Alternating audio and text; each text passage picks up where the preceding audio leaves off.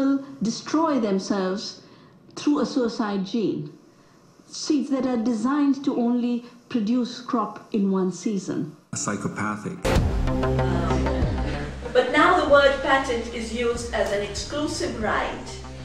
Pero ahora la palabra patente se usa como un derecho exclusivo to something you have invented. De algo que has inventado. And it is a right to prevent anyone else from making, using, saving, distributing that patented thing. Y es un derecho que impide a cualquier otra persona a usar, distribuir, comerciar con eso.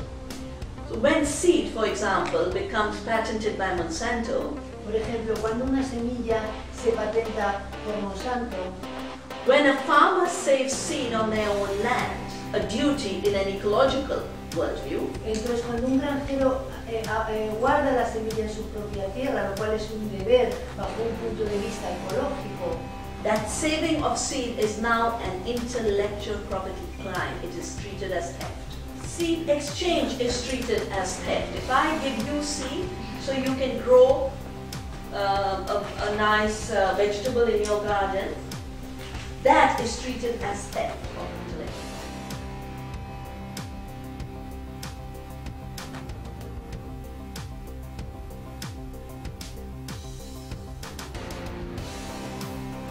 But what is worse, for example, when new genetically engineered seeds are introduced, lo que es peor, por ejemplo, cuando se introducen las semillas genéticamente modificadas,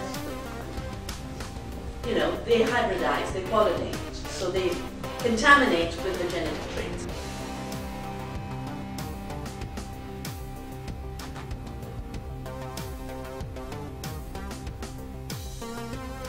But when you have patents on seed, when the genes spread, you don't have to pay, you in fact own the other person's crop now.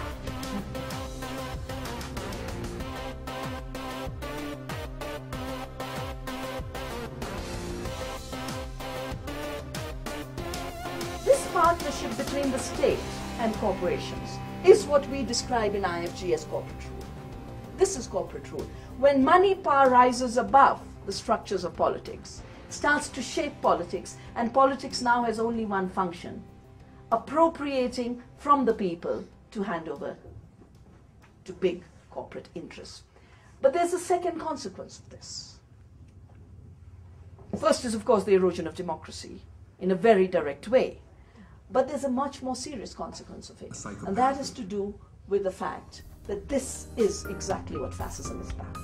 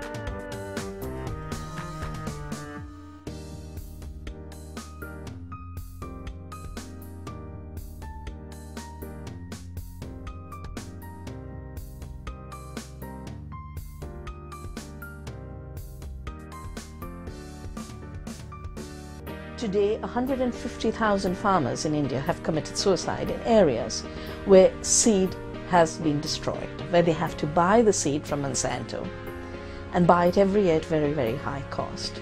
And that high cost seed is getting them into debt, and that debt is pushing them to suicide.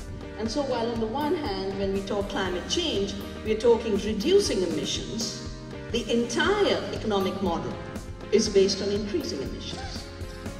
It's based on increasing emissions by destroying small-scale peasant farming and introducing large-scale industrial agriculture. It's increasing emissions by making every one of us dependent on our everyday needs to come from China. Everything today is being made where it can be made most cheaply, which means where resources can be exploited the fastest and workers can be exploited the highest. And at one level, that's what's being reflected in China's double-digit growth and India's 9% growth.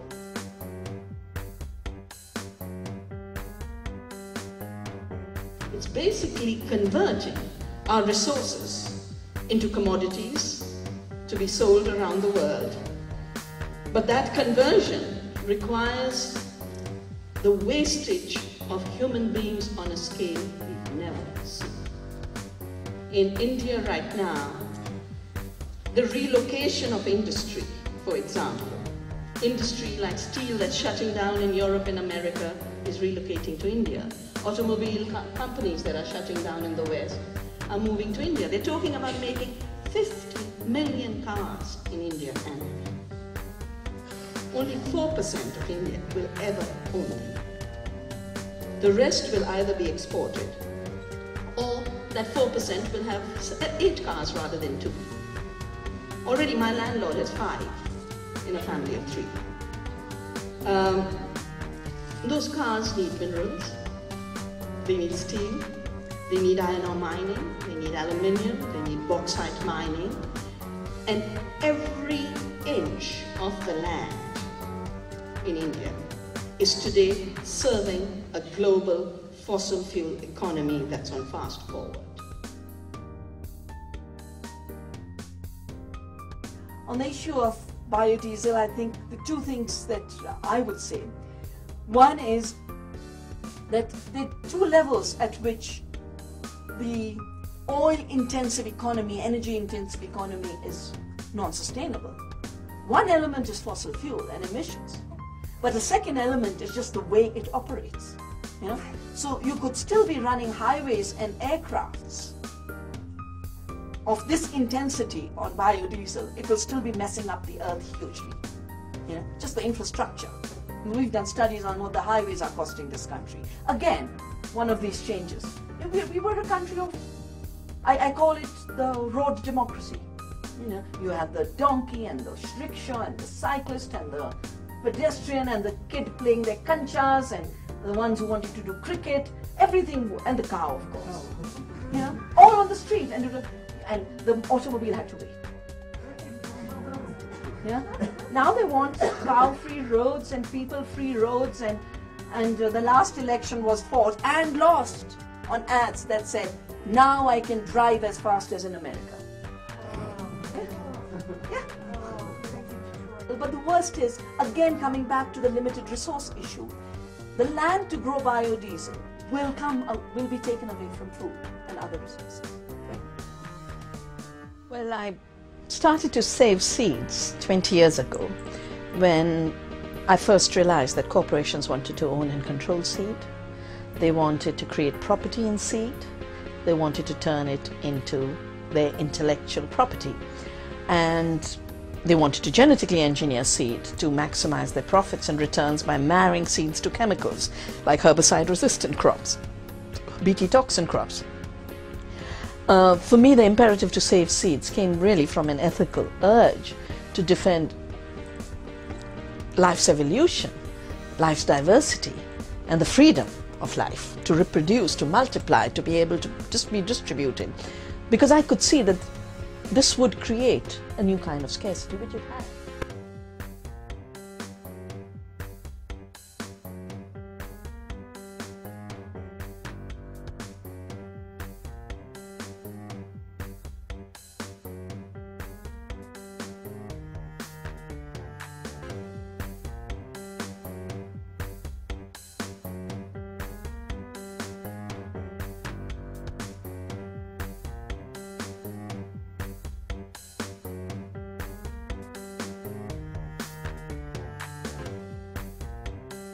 What we've done is create community seed banks, places where we collect and save seeds, rescue them from disappearance, multiply them, and then distribute them according to farmers' needs. And about 40 community seed banks have been created across the length and breadth of India. Places where these have been created, farmers are not in distress, because the biggest cost today is seeds and chemicals. These seed banks have now been a new place where we can respond to the new crisis of globalization on the one hand and climate change on the other. Globalization has led to farmers' suicides. We are able to take seeds to these suicide zones and distribute the seeds so that farmers can break out of that dependency, grow food crops, get out of debt. We've been able to create community seed banks to deal with climate change, with the extreme flooding, the new droughts, the cyclones, the hurricanes that lead to salinization. And today for us, the work on seed has become the place from where we are responding to the worst tragedies and the worst crises of our